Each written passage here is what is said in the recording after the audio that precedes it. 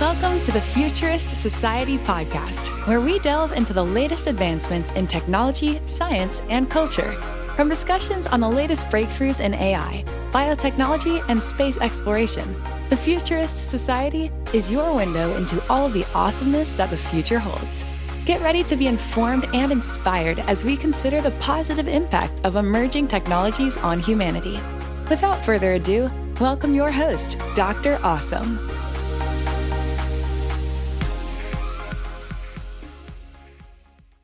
Hi, everybody. Welcome back to the Futurist Society, where we are talking in the present, but talking about the future. Today, we have Rana Gujral, who is the CEO of Behavioral Signals, a leading AI company.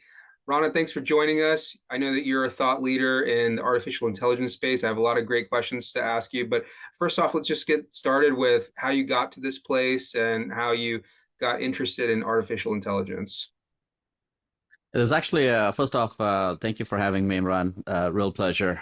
This is an incredibly interesting, I'd say one of the most interesting podcasts I've come across. I'm eager to see what's ahead of us in this conversation. I've had an interesting journey, been in tech pretty much my entire career. Most of the early years were building products, hardware, software, everything in the middle for large companies. So various sort of hardware, software product lines for Logitech, their smart home. Then I built a Google TV, which was the precursor of Chrome Stick. And then I had this amazing opportunity to do something different. And there's this iconic product company out of Utah, which had shrunk from about $500 million in sales to 30 million, and it was technically bankrupt with 300 million of debt, negative 100 million EBITDA. And we had this opportunity to go do a turnaround. I'd never done a turnaround, and it was a Ross Perot Holdings. I had an opportunity to meet Ross Perot Senior and Junior. And we decided to go take a stab at it. And it was sort of like, how do you bring something back to life, which has gone from its sort of glory days. And we worked on a lot of interesting things, design, various aspects of innovation, and obviously the structural aspects. I mean, long story short, it was a lot of fun and also, thankfully, a success. So we took it to its IPO, which was a good outcome for everyone. And then right after that, I had this desire to go build something from scratch because I hadn't really done that. I'd built products and I'd grown businesses, and now I'd also done a turnaround. But sort of like the satisfaction of bringing something to life from just an idea, like a paper napkin, so to say. I hadn't done that before. And so I had an idea. I wanted to sort of go after it. And so that's how I founded Ties, which was a vertical SaaS that was focused on innovating an archaic industry. It was a specialty chemicals. We were going to build this beautiful software that would streamline all operations. And I, at that time, was sort of hearing about AI and machine learning. And I was like, this is interesting. This is really cool. I need to get more, behind sort of what's really happening in this space. And so I hired a bunch of very young machine learning engineers out of school and put them in a team. And I was like, okay, let's see what you guys can do. And we had no plans.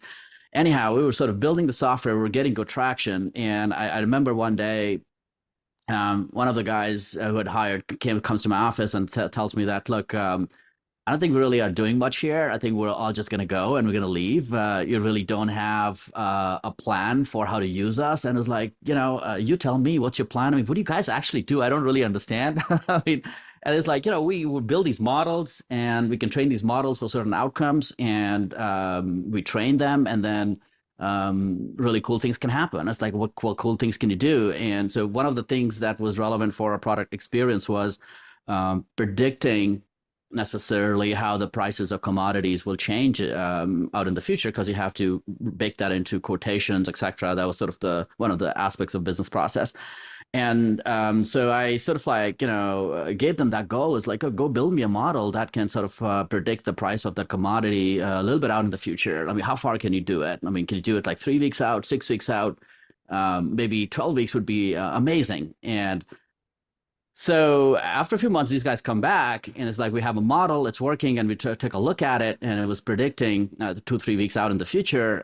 We started to test it. It was really amazing. We started to push the bounds on that. And we got it to a point where it was accurately predicting the price of a commodity, like say titanium dioxide, anywhere from 6 to 12 months out in the future, with very high levels of accuracy.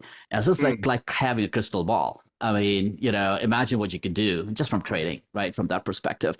And so we built that into a product. I mean, long story short, soon after we built that feature in, I mean, within 6 months, we got acquired just because of that capability, which these guys in the basement were tinkering with. And then we had this whole, plan on what to do with the company. And I was like, this is the AI is a force to reckon with. You got to pay attention to this. And this was like in 2016. So it was a while ago, ages, if you look at it from, the current spectrum.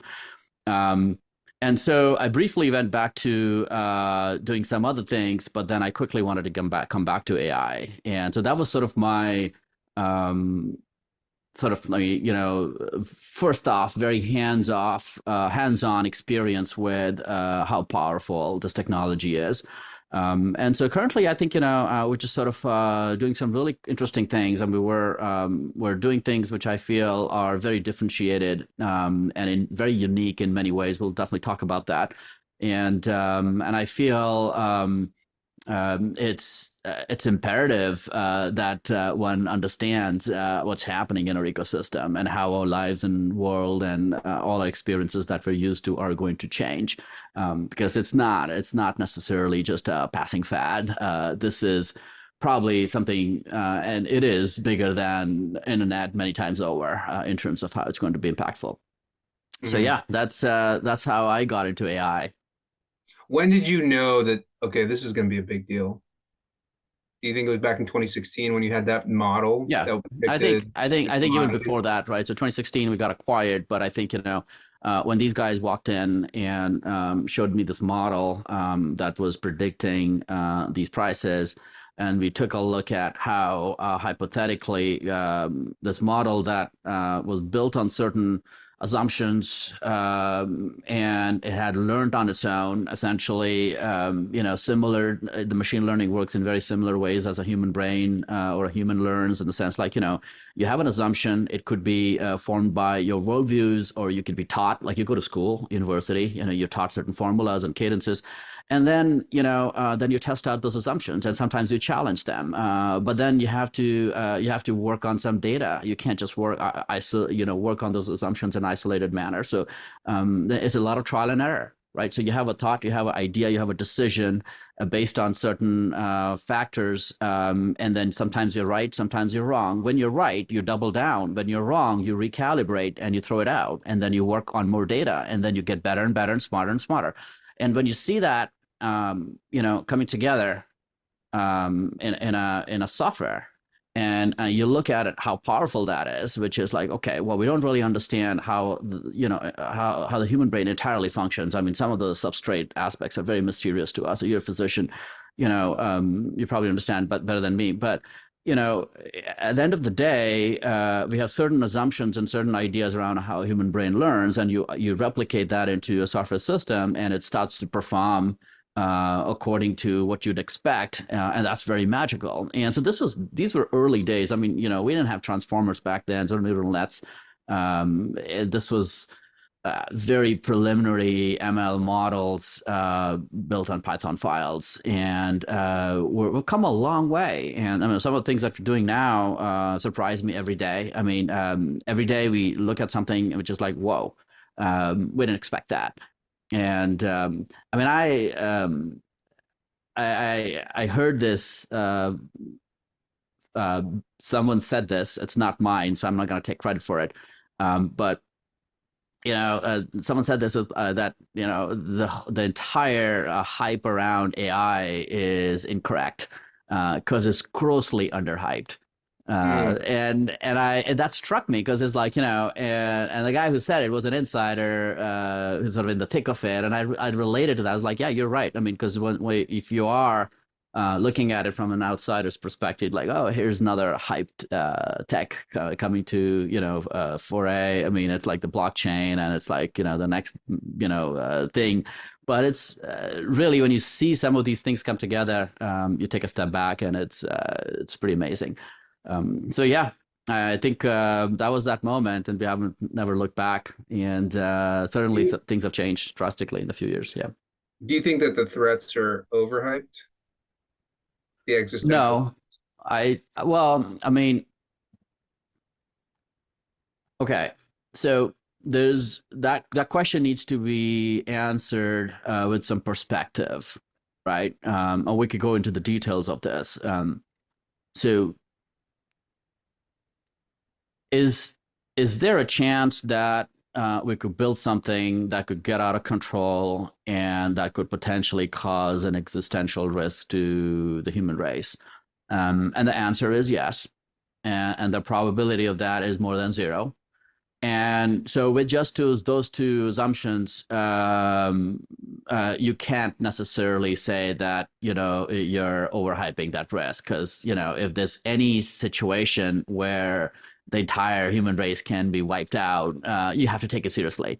Now, it is a very, very low probability, right? And so if you're a probability guy, you're like, guys, come in, calm down, relax, right? So I don't think it's going to happen, not necessarily in any reasonable time frame. And there's a lot of things that we could do and we will do as an industry to make sure that doesn't happen. And in fact, there's a lot of positives and plus sides. I mean, would advance into a very it's a high quality lifestyle with many of our problems being solved. That doesn't necessarily mean there's no short-term pain, there's societal upheavals, there's job losses, and all of those things will happen. But so personally, I feel that yes and no is the answer, in the sense like, yes, it is totally overhyped.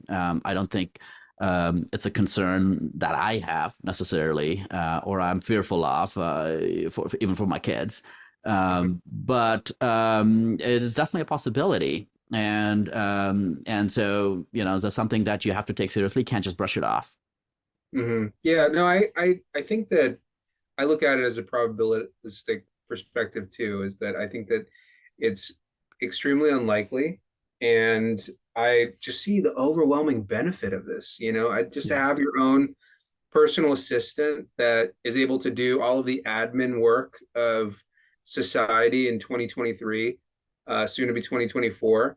I feel like the overwhelming benefit of that, like I personally want that today. I want to have somebody that's able to, water my plants without me having to do it, or remind me that I need to go to the doctor tomorrow. And some of that stuff is available in a rudimentary form right now, but I think that having your own personalized artificial intelligence that knows you in and out and is able to maximize your benefit for life, I think that's a really exciting prospect to me. But one of the things that I learned about your company is that it's able to kind of pick up on emotions, which I thought was really interesting. Can you tell us a little bit more about that? Yeah. So we're a DPI company, and like most other DPI companies, you're building essential building blocks of AGI to some extent, but also you are, for the most part, taking a core brain function. Can you explain those acronyms for people who don't understand it? So, I mean, I know artificial general intelligence is AGI, but artificial intelligence is AI. There's various facets of AI. AI comes in many different flavors and many different levels of complexities. When you're focused on deep AI, you're essentially looking at understanding the core human brain functions, unraveling the mysteries behind that.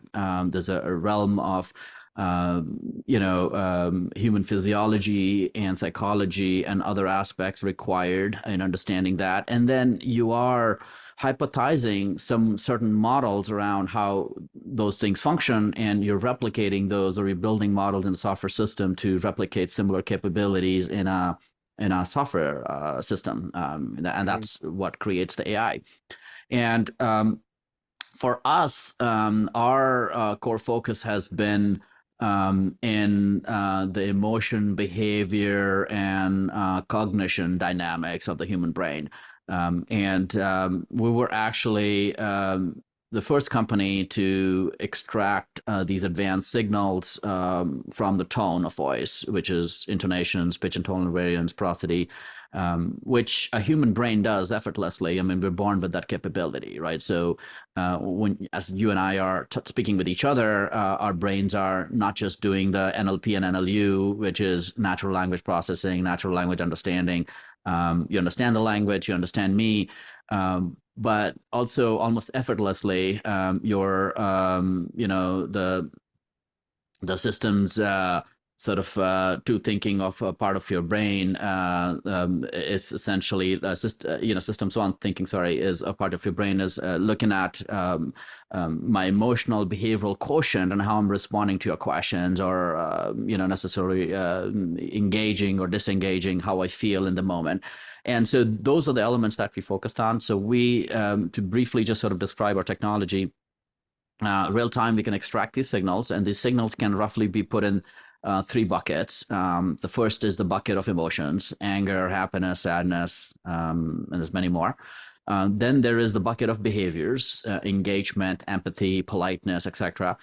These are all individual models, right? So each signal is a specific AI model. And then the last bucket, probably the most interesting bucket, is a collection of advanced classifiers. And classifiers are sort of more specialized machine learning implementations that are focused on more macro level assessments of various sort of maybe low-level signals. And so this is where you're looking at more advanced mental states, such as experience, like so measuring your experience with me right now, live in the moment. Think of it as a not live NPS score. Also level of satisfaction, but also other things such as stress, measuring stress, distress, control. Control really is interesting, because like control may be that you're saying something but you don't really want to say it. Someone's like making you say it, like maybe there's a gun on your head, right? And I don't see it, but I can sort of detect that. And other aspects of I guess intent modeling, which is predicting an intent to do an action or intent to not do an action, et cetera, et cetera. So that's all on the last bucket. And you could assess these capabilities through various modalities. As a human, you express this in various modalities. You could do it from your words or your facial expressions, your body language, your tone. And we've focused on the tone. I mean, tone's been the most elusive. Vast majority of the industry, which has focused on the sentiment AI models, have focused on the words, which is to take the audio, use a transcription, convert the audio into words, and then parse the words for meaning. And it's not very effective, also very inaccurate, because, I mean, for obvious reasons, right? I mean, you could say something and mean 5 different things. And if you don't really understand how you've said it, you're going to be wrong many times. I mean, you're going to be right 4 times out of 5, you'll be wrong. I mean, and so I think that doesn't work very well. And so we started to look at tone. We started to look at intonations and prosody. A lot of this was research that was done inside Stanford and USC before we spun the company out. And once it was sort of spun out, and we still had to cross the thresholds of getting the F scores, which is really one way of measuring how good these models are, to perform to a level where they're good enough. I mean, and the bar is always, what is the F score of a human, and how well does a human do it, and can AI get close to it? And so it took a long time. I mean, so like that's a score between 0 and 1, really. I mean, 1 being the best it can be, and 0 is the worst. And an average human's F score is about 0.8, which is about 80% of the times the brain is making the right assessment, and 20% times is the wrong assessment. And certainly, some of us are better at it than others, but that's an average score. And, it's also, females are generally better than the men. We've been told, and it's true. Certainly true in my own life. Yeah, definitely. Yeah. My own observations. Right. And so the engines were sort of like, we're at like 0.5 for a long time. And then there was a point of inflection where it went from 0.5 to 6, and then 6 to 7, and 7 to 8. All of that happened within a year and a half. And then we crossed the magical threshold of it being better than a human. So currently the engines are performing at 0.9. And so now you have this very small baby AI, which is a small building block of AGI that we built, right? Which is actually performing better than a human. So in some ways, Wow. it has sort of crossed that threshold of being truly a contributor to AGI. Of course, we need other pieces, but the emotional, behavioral, and cognition piece is a very important piece. Absolutely. 100%. And it's also a very complex piece to get Yeah, right. absolutely. I always Yeah. thought of that as like this area, and the reason why I was so interested to talk to you is because I always thought that this was an area where we would always outperform artificial intelligence because it seems like such a human characteristic, right? And such a Mm, it's such a subjective, ethereal plane, to mm, understand emotion in and of itself is difficult for most humans. I thought it would be more difficult for AI, but now that I know that it's something that can be measured and it's something that mm. can, like you're saying, be outperformed by an artificial intelligence. It's very, very interesting, and I'm sure very, very important for, I would say, like the user interface for AI, right? Like, so, right now you use ChatGPT and it's just this Mm, amorphous machine that you put into and you get out an answer, right? mhm. But if we were able to interact with it in the same way that you and I are, I think that would be a much more interesting experience, right? Like I Yes, feel like the user interface for that, for whatever artificial intelligence that is using some of the components that you're building, would be much more human-like. totally. I mean, one qualifier though. I mean, we're not as good, certainly far from being better than a human in many aspects of emotions and behaviors and cognition. So there are certain wins in specific areas. Like if you're talking about certain signals, like, it's the engines perform very, very well on certain signals such as anger or happiness or engagement. But then there are these complex states of sarcasm, very hard to do, including for a human, right? I mean, Mhm. sometimes human brains struggle with that. You're right. And so certainly, I mean, we have a long ways to go where we could say that, now we have this AGI that performs holistically better than a human on emotional, behavioral, cognitive skill. Not there yet. But I think, there are these sparks of innovation that it look very, very promising.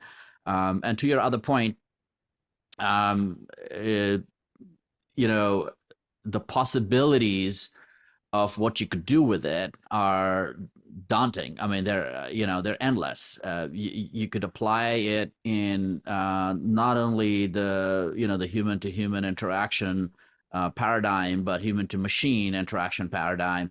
And have these experiences and interactions with machines that are very human-like, because one big aspect of a human-like experience is the emotional behavioral assessment Absolutely. and recognition aspect of it, Mhm. and which has been missing. And so once you plug that in, I mean, you have a whole different level of experience, which is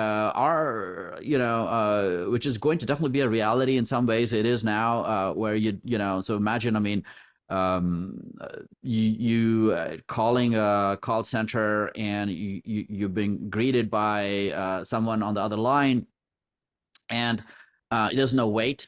The person's right there. The person really knows you, understands you, empathizes with you, sort of, tempers with sort of your current state of mind, and helps you sort of guide through various sort of problems.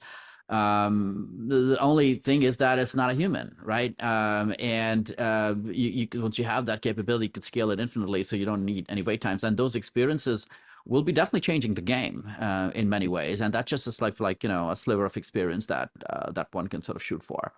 There's a lot Yeah. of other things. Yeah, What are you most excited about in regards to its applications? What are you most looking forward to? I think we like most startups. Obviously, we have a focus on the traction and the commercialization piece of the business, and there are certain areas that are a no-brainer from that lens standpoint. Um, And I'm definitely excited about that. I mean, those areas, right? So where we're applying it, and it's essentially taking a technology and solving for a real problem that makes a difference, and you can build a business around that. But that being said, we do have a very strong research DNA, and we try to hold ourselves true to it every day. And we do make, I'd say, sizable portion of our resource investment into continuing to research, which is pushing the boundaries on where else can we apply it, what else can we do with it, and we do it in various ways, various collaborations with various other academia, nonprofit organizations, among other things. And so now, I mean, so with that, sometimes something new comes up, and from a commercial implementation, we have two focus areas. We have built a few very unique, differentiated product offerings for businesses, mostly benefiting from them in a call center setting.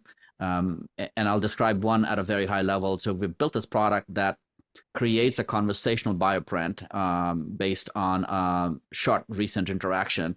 A conversational bioprint is unique for every human, and it's really an amalgam of about 75 to 100 attributes, ranging from how fast someone speaks to the various emotional, behavioral states they represent in a conversation. And when you put it together, it uniquely represents how that person interacts with other human. And there's a few things interesting about that. One is that it's unique. And so yours is unique to you, mine's unique to me. There's no two bioprints that are identical, just like a fingerprint. And it is a very macro assessment of who you are today as a person in terms of how you interact. And now as you change as a person, that the bioprint also changes, but it's sort of like, it transcends the mood of the moment and the particular interaction. It's who you are today. And third, your bioprint's either matching someone or clashing someone every day in every conversation that you're having. And you see proof of that every day, right? You see proof of that where sometimes you're having intense conversation and you're not maybe winning the dialogue, but you're still loving it. You're still having fun at it. And other situations, you're talking to someone, it's a casual interaction and you can't stand it. You want to get out of that interaction. And so we're using that discovery and the bioprint that we now create using this AI models that we built to do matchmaking for agents and clients in a call center, and very, very popular with financial institutions, banks, but also collection houses and just customer service call centers. So that's one of the core offerings. And then we also apply some of our use cases to the national security and law enforcement use cases. So Incatel is one of our those aside, right? Like those, I feel like that's like immediate commercialization. Like that's how you're gonna make this profitable. If you were to take this out, 10 years from now, and you have kids, I have kids, and if your son or daughter, or if my daughter had an interaction with an AI and there was some emotional component to it based on the deep AI that you're building right now, what are you most excited that they're going to have access to that you and I probably won't have access to?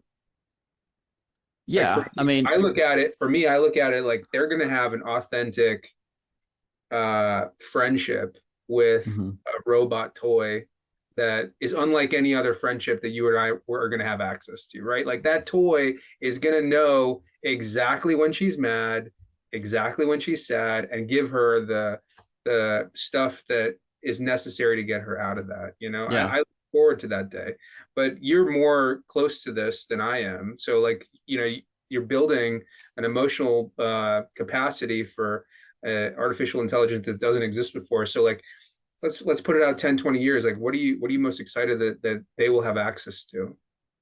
Yeah. So, I mean, some of those things we're seeing come together today. In fact, when we were first researching this technology, one of the use cases that we went after was building something that helps kids with autism, right? I mean, and they're brilliant kids with a lot of capabilities, but sometimes they're struggling with understanding the emotional behavioral quotient of someone that they're interacting with. So how about if we can build a tool that can be an aid and give them a sense of sort of guide them through that conversation, that interaction. And so that's one of the early use cases that guided the research in this technology when we started to look at it. And then, of course, we've gone in a slightly different direction. Now, recently, we implemented this technology, or someone actually used our APIs to sort of augment an experience for a software system that monitors, conversations between caregivers and patients that suffer with anxiety and mental health. And the goal there was to use one of our intent models. So we've built a few intent models that predict if someone will buy or not buy, or will they pay the debt or not, etc., and modify those to sort of listen to these conversations and assess if there is a propensity for suicidal behavior before the caregiver can assess it. And the models are performing really well there. So I think some of those experiences are in line with what you're saying. I mean, so we'd have those tools, right? So I think, whether that is a companion that it could be a toy, or it could be more than a toy. I mean, it could be like a real companion that sort of cares for you in your home when you're alone. I mean, certainly with the elderly, you need not just interaction, but you just need someone to watch over you and sort of watch for your well-being, etc. So, I mean, those use cases become very real. And, aside from that, I think then you have sort of like, also that ability to help us, just build these new AGI experiences, which, I also sort of like, so there's a very interesting quote by Marvin Minsky, who's one of the founding fathers of AI, and I think one of the guys who founded the term AI. And he was asked this question more from a moral virtue signaling standpoint. Someone asked this question, was like, should intelligent machines have emotions? To your point, I mean, this is a very human thing, right? I mean, so is that right? I mean, should you do it? And I think he answered that by saying as well, I mean, the question is not if intelligent machines should have emotions. The question is whether a machine can be considered without emotions, considered intelligent without emotions, right? So because it's a core fundamental part of intelligence. And if you don't have the ability to understand emotions, behaviors, and other aspects, are you really even intelligent? And so I think, to answer your point, I think, when you have these really intelligent entities that can not just do math better than you, but can also hold conversations and be a mental companion in many ways, I think those That's are some exciting. those are some interesting experiences.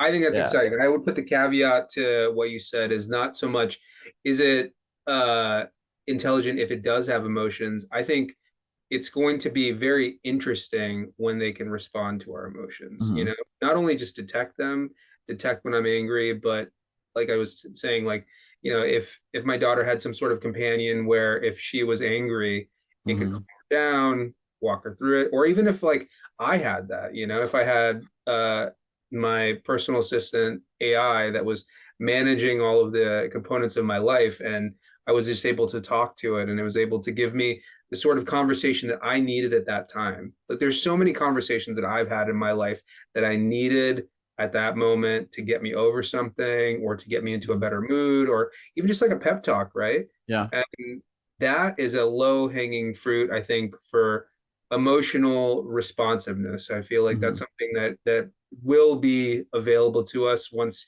you guys figure out a little bit more about how we work from an emotional perspective. And that's something that I really look forward to. But other than that, I think that artificial intelligence, it's so poorly understood that I think it's getting a lot of bad rap. But even in the worst case scenario, right? And if this thing gets out of control and everything like that, I think that the probability is so unlikely. I think that this is very, very good technology, but there is the question of how are we going to regulate this, right?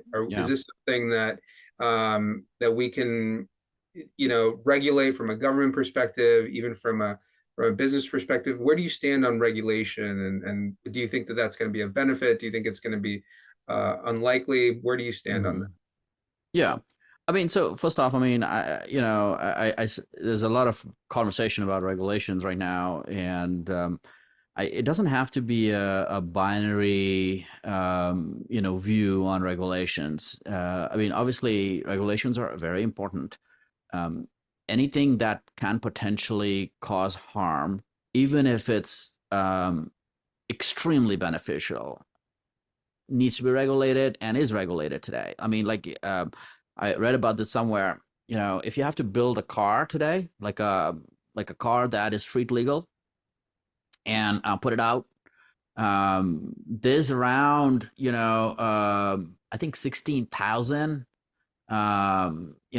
checks and aspects of regulations that you have to pass through to be able to do that, right? To put it out on the road, to be able to sort of and that's just crazy, right? I mean, small little things like that.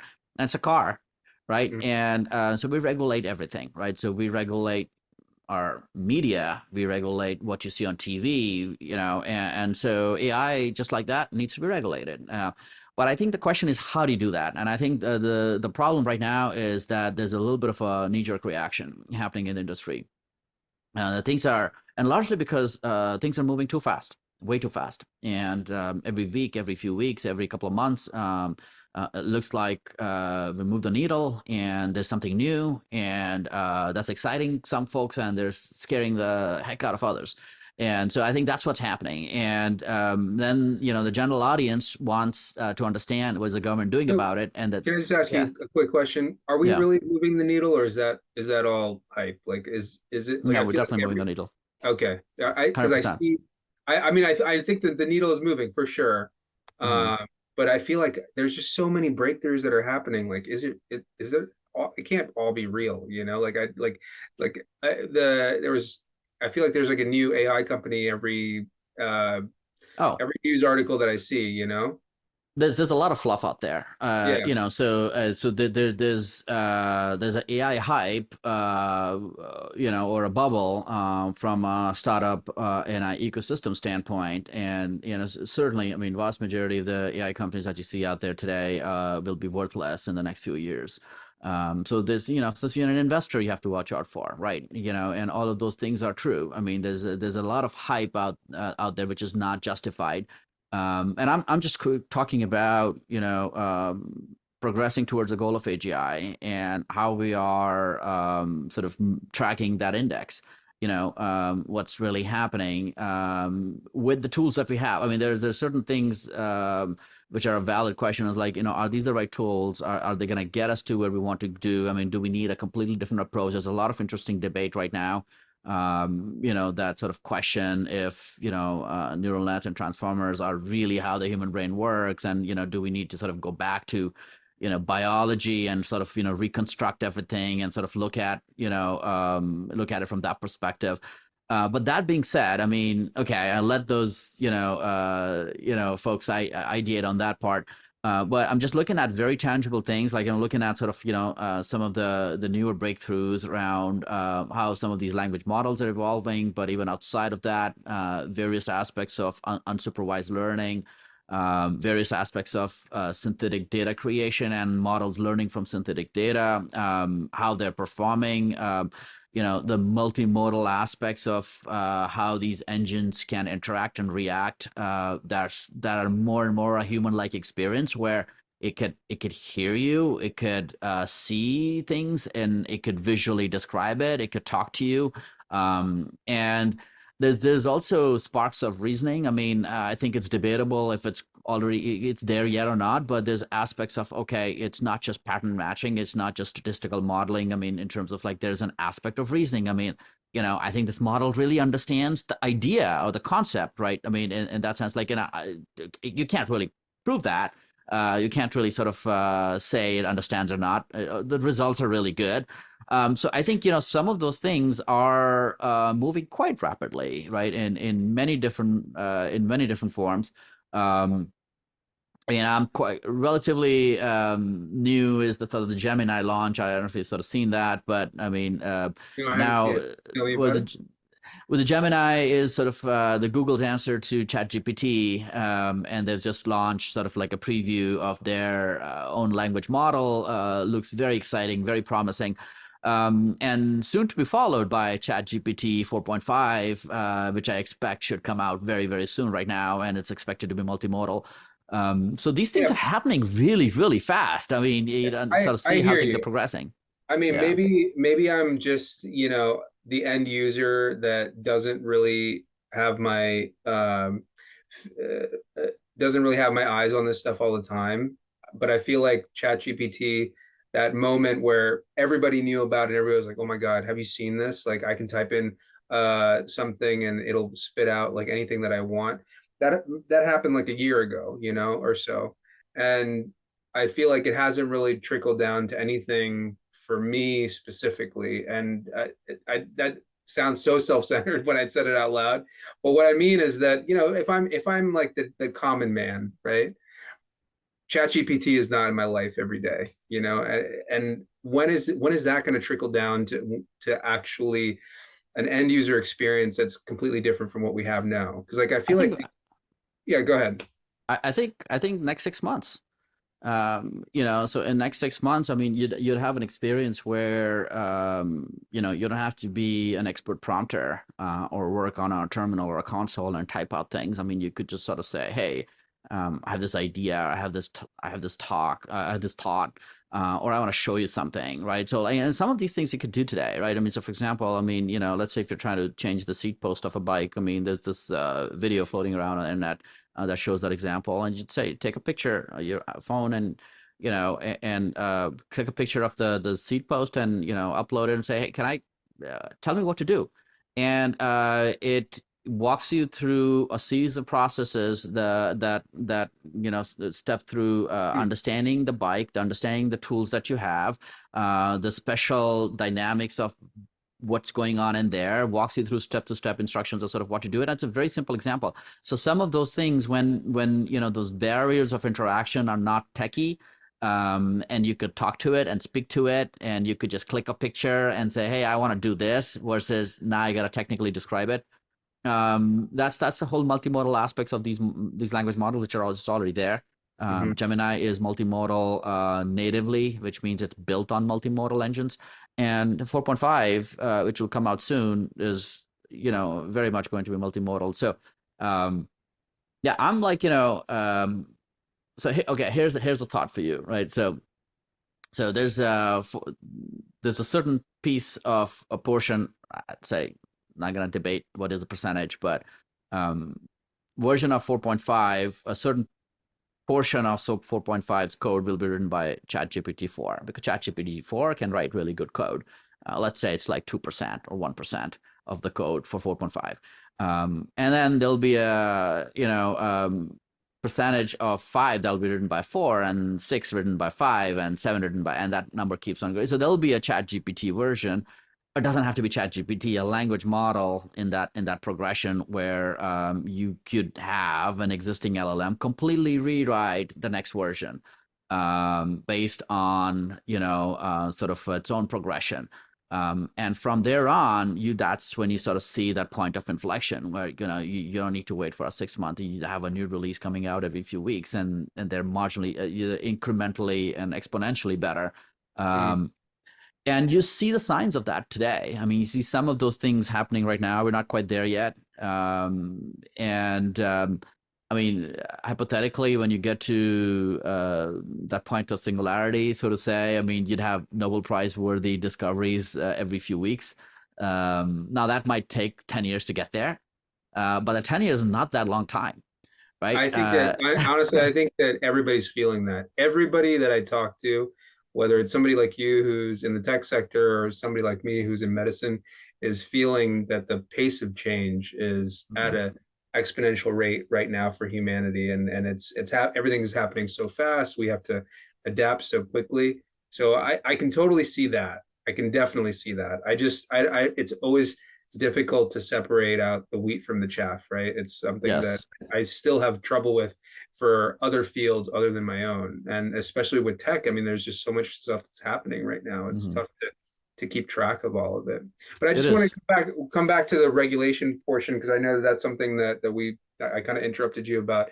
What does that look like? Is it like how are we as human beings going to say, okay, no artificial general intelligence, no this, no that?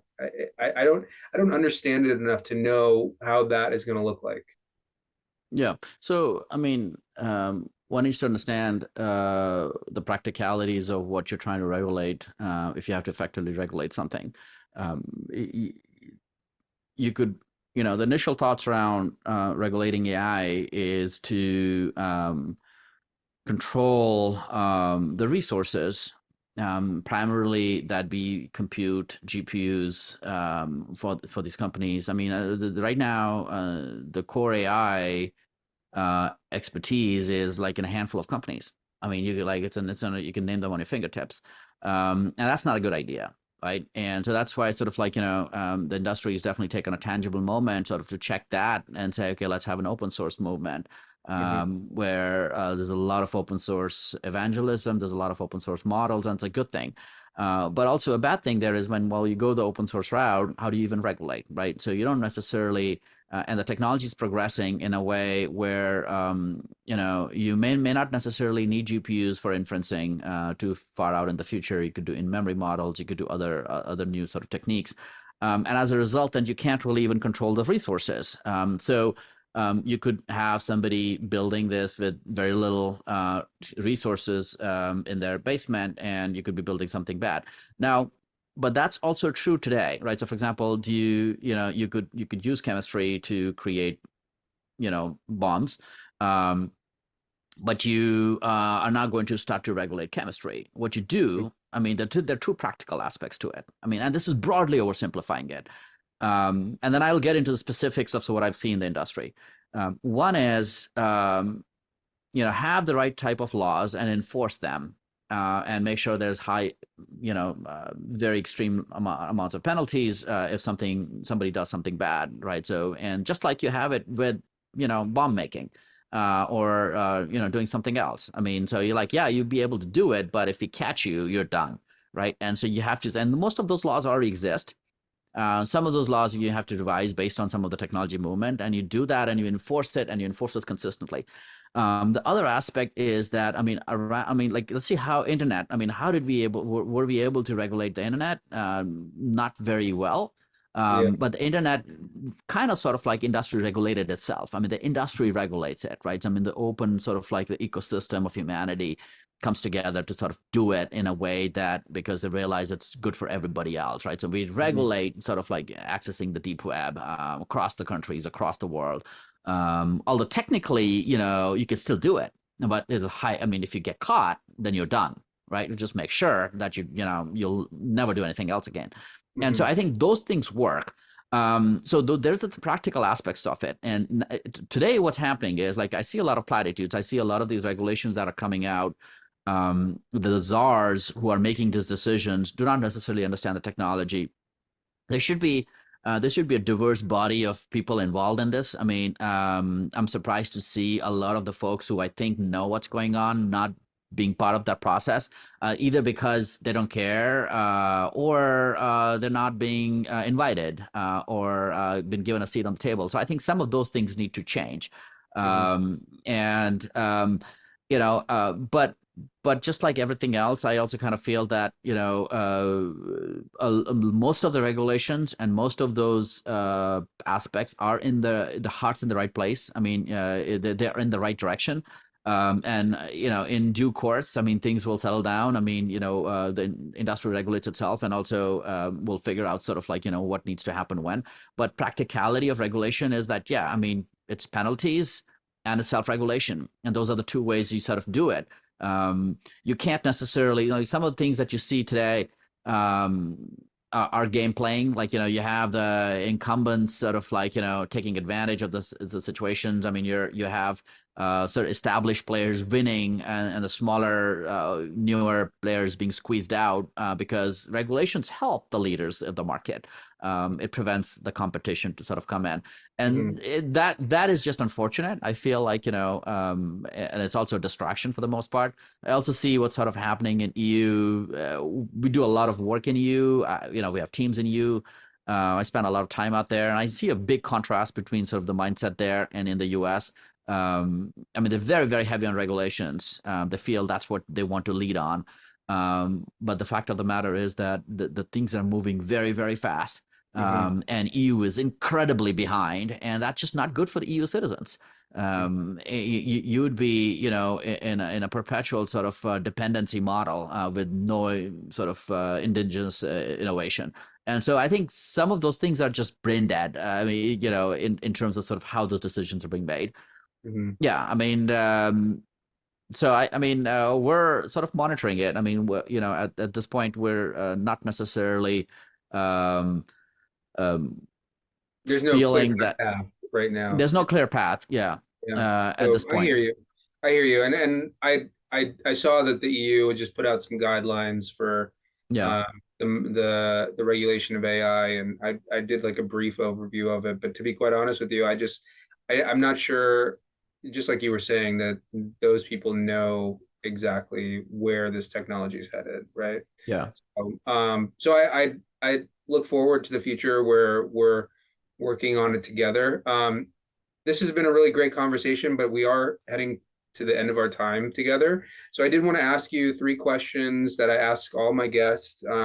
One of them I am going to kind of hijack, because it's something that I ask everybody that is in the artificial intelligence space, because that, for whatever reason, a lot of people have been on the show in this space. And I asked them, something you alluded to, which is that the big players are working on this stuff. And when I think about the last technological revolution, which I would say is the internet, it was incredibly democratized. It gave a lot of people the ability to be very successful, that were not these big players. But also, I think that it empowered a lot of people. I think that it's something that really brought a lot of value to everybody, and not just big companies or not just oligarchs or whatever. Do you think AI is going to be like that? Do you think that it's something that's going to be a technology that is available to not only available to everybody, but just empowers everybody? Or is it just going to, basically just enrich these big players like Amazon, Google, etc.? That's a great insight, Ron. And I think the answer is a very obvious yes. And that's probably the AI specifically, but technology in general enables that. Like, let's just take an example. Today is a very interesting time that we live in, right? There's been no other time in the history where you'd say that, a person who has, $300 billion of net worth and a college student uses the same actual phone device, right? Same exact device. Day in, day out. For all of their utility and product, it's a great equalizer, right? It's not like the phone's made of gold or diamonds. Some maybe, but it's the same product. It's the same tool. And so you have the same abilities. Internet is a great equalizer. You have the same amount of resources, whether you are very wealthy or rich, or whether you're in some poor village in Africa, or maybe, in a rich city in California. That is going to be that equity that technology brings is going to be accentuated many times over by AI, because it's going to bring access. But obviously, there is going to be this sort of initial period where there's going to be inequity there, and that'll be also a very interesting situation. We'll have to monitor it. Like, for example, there's the brain chips that we're not looking at. You could implant and you could get certain superpowers. You could have better cognition, you have more memory, or you could just literally have a embedded smartphone in your brain that just makes you more superhuman than the person who doesn't have that chip. And they'll be not accessible to everyone, right? So the people who have it have an unfair advantage, or then there will be a more expensive, like a chip, and there will be a cheap version of the chip. So I think there'll be that's a transition, but I think over time, the price and the accessibility of those technologies comes down, and in general, it brings abilities and resources and opportunities to everyone. So there's a lot to be hopeful about. I mean, those inequities have always existed, right? Mhm. 5,000 years ago, I mean, those inequities existed, Yeah. but there are Certainly, we're less much inequities more, now. yeah, we're much more democratic now than we were 5,000 years Correct. ago, for Yeah. sure. Yeah, so I agree with you. I think that overall the arc of history is long, but it bends towards justice, just like Yeah. what Martin Luther King used to say. Cool. I really hope you're right. I look forward to this technology, but I also want it to empower people the same way the internet has empowered Mm. my generation. So second question is about inspiration. Obviously, you can see by my background that science fiction is a big inspiration for me. And what drives me in my own field is like learning about really cutting edge technology and really interesting things. What about you? What do you gain inspiration from? From many things, but I'd say I'm deeply intrigued by history and philosophy, and sort of the intersections of that with technology. Because I mean, you kind of sort of see if you're paying attention, you see that there's a pattern, and those patterns become very obvious, and you could both learn from it, benefit from it, and also get inspired by it. And so I feel that's definitely been a big source of inspiration for me, and especially now that we're getting deeper into the deep AI spectrum. I think philosophy is a guiding light. I mean, Absolutely. you're trying Yeah. to like go back to the roots, and I think it's a lost science if you could call it science. And I think you're bringing it back is like I think we get to AGI by marrying philosophy with computer science, Hmm. and that's where we get to AGI, and it was super Hmm. exciting. Yeah, no, I totally agree. I think that especially when it comes to these kind of fuzzy areas like Mm. what is intelligence, what is consciousness, I think that philosophy is going to be a real guiding light for us. So I really appreciate that. Okay, so last question. I know that we kind of alluded a little bit to this, but 10 years from now, artificial intelligence is in everybody's pocket. What does that future look like from your perspective? What do you think that the field is going to look like in 10 years? Well, I'm very optimistic, and I feel it's going to be a good future. I think it's going to be a future with, for the most part, abundance. We'll have most of our core problems solved around food, water, health, and other resources that we depend on. Wow. We'll solve for production. Would solve for how You think to, you think AI is going to fix all those problems? not all, but I think it will fix a lot of problems. And it's specifically, like, so for example, AI will help in, coming up with cures of diseases Yeah. that would help us live better lives. It also help us yield our production, which means that we just produce a lot more than we consume. That solves hunger. I mean, food becomes incredibly cheap. It could figure out how to desalinate without necessarily damaging the ecosystem in a more sort of balanced form, and that solves for water. It solves for various other human needs of companionship. We could potentially go back to doing what we really want to do, and have tools that does the things which you don't want to do. Um, that's not to say that all the problems will go away. I mean, of course, they're bad actors. I mean, people who use it, there'll still be wars. There'll still be inequity. But I'd say if you look back the last 5,000 years, you'd have to say that we live in the best of times. Hmm. One can't say, oh, I wish I was born 200 years ago. And that was the best time, or even 50, or even 30, right? I mean, like, if you're really truthful, we'll live. I mean, you wouldn't want to be born any other time. You want to be born now. Hmm. And so it's a really great time to be alive. And I personally think it's probably the most incredible. I think there's a point of transition where even though there's abundance, maybe there's less excitement. So we're living through sort of like this transition from sort of like, one way of life to a different way of life. And that's incredibly beautiful to witness. And so I think there's a lot to be hopeful about. I love to think about those things versus, potentially sentient AI coming to kill us all. Yeah. Which I think is unlikely. I personally hope for the future that you are espousing. I really, really agree with you. I think that it's going to provide a lot of different benefit for humanity. I don't know if it's going to fix all those problems. I hope you're right, but I definitely think it's going to be something that is going to be a much more meaningful life, and hopefully get rid of all of this admin work that we have to do, like, just responding to emails and like, filling out forms and all that stuff. Like, I just can't wait until all of that stuff is gone and an AI personal assistant can take care of it. But thank you so much for doing this. Thank you. I think it really, Thank you, really pictured a really hopeful future for all of us with all the different things that you're doing. So for those of you guys who are listening on regularly on the Futurist Society, feel free to like and subscribe, and I will see you, the rest of you guys, in the future. Have a great day, everybody. Thank you.